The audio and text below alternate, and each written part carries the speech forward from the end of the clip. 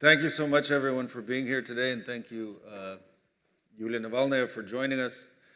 There's a brief video introduction there. That was about a year ago that we last met for an interview. It was not long after your husband was killed in prison. And since then, you've taken over leadership, really as the icon, the figurehead of the Russian opposition movement. But you've done it from exile. You're not able to operate inside Russia. You're not able to go to Russia. It would be far too dangerous. I think you would be immediately arrested. It's quite clear, at least. And your organization also operates in exile, the Anti-Corruption Foundation. So I wanted to ask, you've now spent about a year in a leadership position of this movement. The hope for many millions of people in Russia that a democratic future is possible. What is it like to keep that operation going from exile, unable to access the country where the people live that you need to reach? What has it been like, in the past year trying to do that? First of all, hello everyone, and it's a pleasure to be here. And thank you, Simon, and Time magazine for inviting me.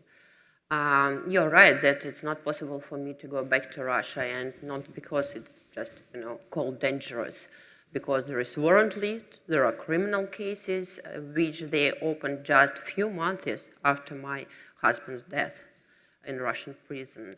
So it's not just dangerous, it's obvious that I will be imprisoned. And of course, to work in exile is very tough. There are a lot of challenges. And of course, we were the most prominent Russian organization who is fighting with Putin inside Russia. We still do our best. We are to try our best in exile to fight Putin's regime, but of course to keep the connection with people who are against Putin's regime, to keep connection with our supporters. It's very difficult, and also sometimes it could be dangerous for them because we are called extremists, we are terrorists, and you know how it works in Russia right now. We are much more terrorists than some extremist and terrorist organizations because we are, and there is a very simple explanation for this, because we are really danger for Putin, because he knew that my husband was the most famous and strong opponent to him, and he knew that our organization was very strong and still strong even without their leader, Alexei Navalny, but we are still continuing to fight, and we know what we are fighting for. We know that we are fighting for the better future for our country. We are fighting against this regime which kills their political opponents, which starts the wars, which just keep a lot of people in fear for many, many years. Yeah, I mean, you mentioned just now the war that Putin started, the full-scale war against Ukraine in 2022. Actually, as I understand, the last time you saw your husband, Alexei, it was just a few days, maybe a week or so before the full-scale invasion of Ukraine started in February of 2022. That's true. I wonder if you could talk about what the ongoing war in Ukraine has meant for the opposition movement in Russia, how it has affected your work, how it has affected your mission, and how much more difficult it has made the work of the opposition and the political movement that you lead. Well, for many years we knew much better than the rest of the world who Putin is, and we were trying to warn all the world about this, and my husband did a lot just to trying to pay attention on all this, and of course any war, and especially war which Putin started between Russia and Ukraine, it's awful.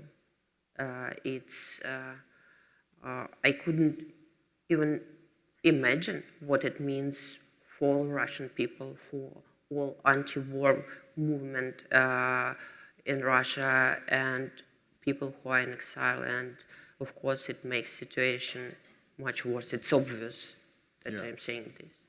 Yeah, and the repressions inside Russia are continuing in the context of the war and in the repressions against any really supporters or activists working with you and your organization. Just recently, there was a group of journalists who were sentenced to years in prison. One of them really just for working as a reporter covering Alexei's criminal trials and court trials. In court, yeah. It was absolutely legal. Yeah, a court reporter who was sentenced to years in prison for covering the court hearings of Alexei Navalny. Is there anything that you can do to support people who are facing those kinds of repressions from exile? And what does it tell you, those kinds of really absurd sentences being handed down? What does it tell you about the level of repression? Can it get worse?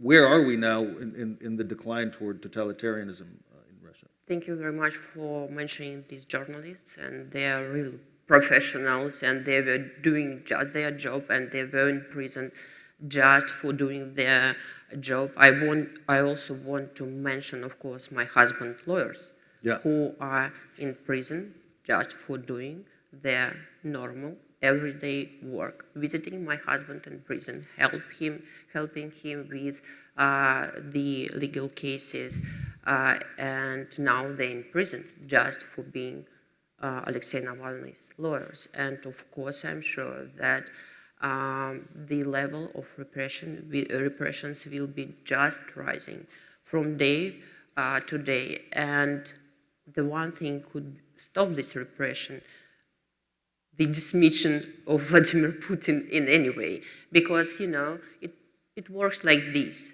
Once regime started to do this, they would never stop. They will continue to put more pressure to all people who are against them. And sometimes, just to give people around the example, look what we can do. You just need to keep silence. You just need to support us, or at least to be silent. And I'm sure that these repressions will continue to rise and increase, and that there are much more political prisoners.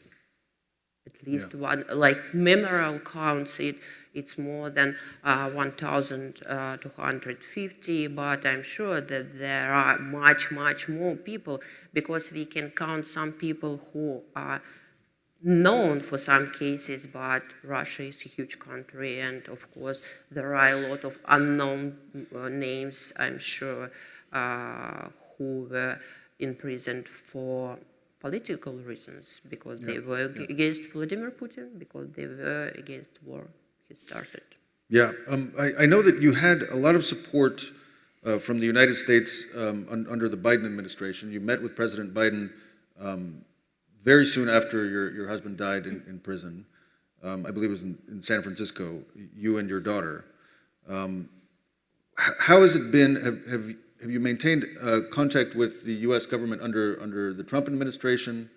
And I wonder, as we've all watched the Trump administration's efforts to reset relations with Russia, to improve relations with Russia, to engage with Vladimir Putin in negotiations, what has it been like for you to see that? What kind of signal does it send to the movement that you lead? And what does it say about the future of our two countries? Well, it's just new administration, and we'll see how it will be going. But I think that if we are speaking about negotiations which are going on right now these days, what surprised me a lot, that new administration and President Trump, they are dealing with Putin administration and with Vladimir Putin like they are equal. Yeah. But let's be honest, they are not equal. Trump was elected in democratic elections, and he's president of the United States. But Putin we could say, never participated in normal elections. Yes, there is a kind of procedure, and you can see people, they go somewhere, they vote, but there are no opposition which allow to participate in any elections. And with every year, it's less and less.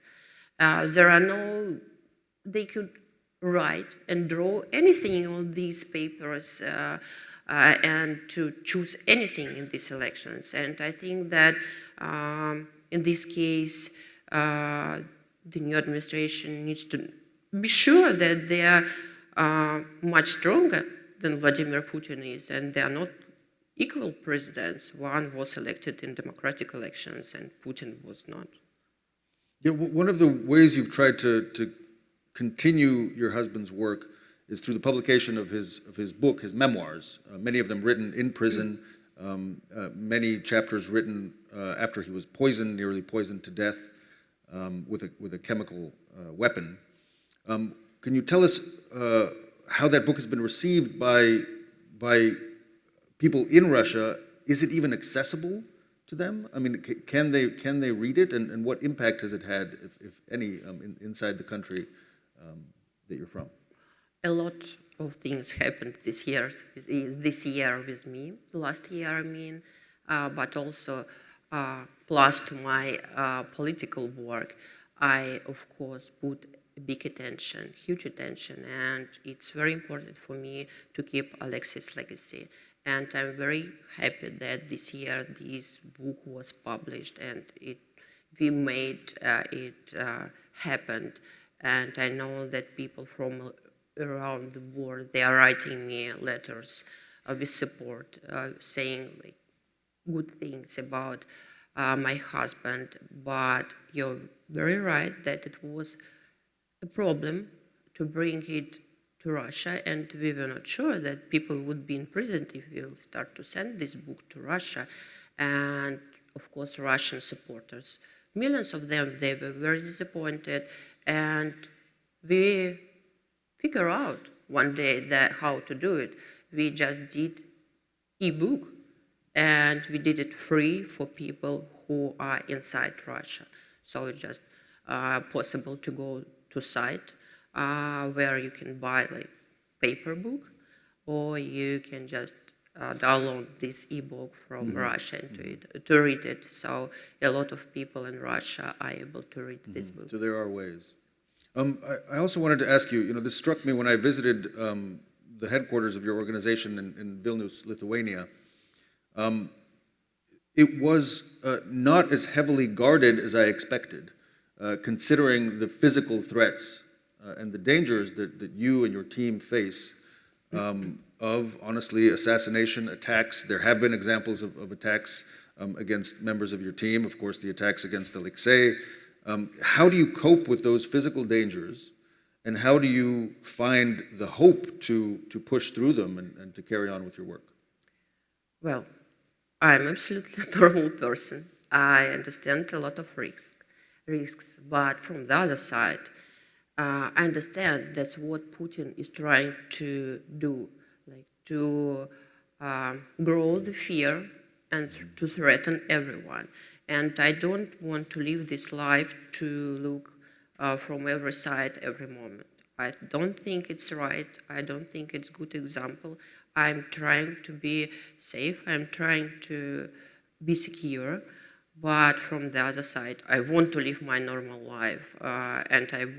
Otherwise, I wouldn't be able to do a lot of things. I wouldn't be able to, to make this free, just thinking about my security all the time. So I know that there is danger, but I want, for my country, for Alexei's memory, for everything, just continue his work, my work, and to do the best I can do.